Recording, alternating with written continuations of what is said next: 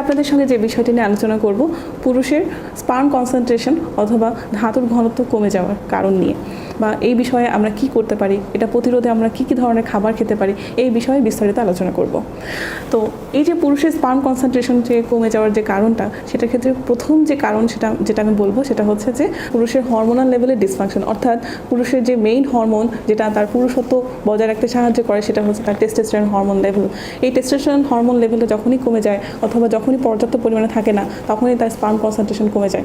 Sperm concentration কমে যাওয়ার কারণে যেটা হয় যে তার সেক্সুয়াল লাইফ সে হেলদি ওয়েতে লিড করতে পারে না, তার নানান ধরনের সমস্যা দেখা দিতে পারে।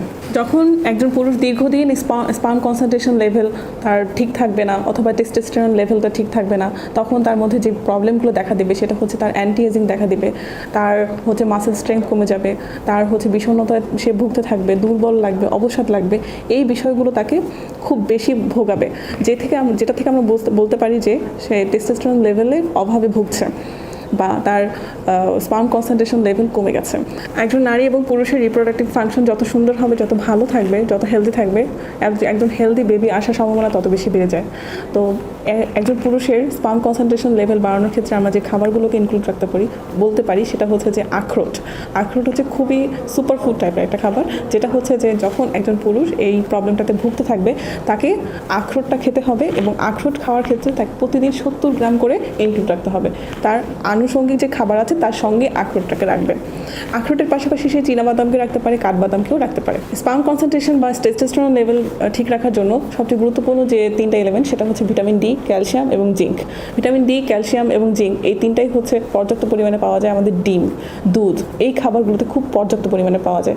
আমরা যারা হচ্ছে যে এই যে স্পার্ম কনসেন্ট্রেশন লেভেলটা যাদের কম থাকে বা টেস্টোস্টেরন লেভেলে যাদের কম থাকে, তাদের ক্ষেত্রে আমরা এই খাবারটা বিশেষ করে ডিমটাকে দিনে 2 থেকে 3টা খেতে বলি, যাতে করে তার এই মিনারেলস লেভেল, ভিটামিন ডি এর লেভেল, ভিটামিন এ, ই, কে, এই ভিটামিন লেভেলগুলো, মিনারেলসের লেভেলগুলো এগুলো যেন সঠিক পরিমাণে থাকতে পারে।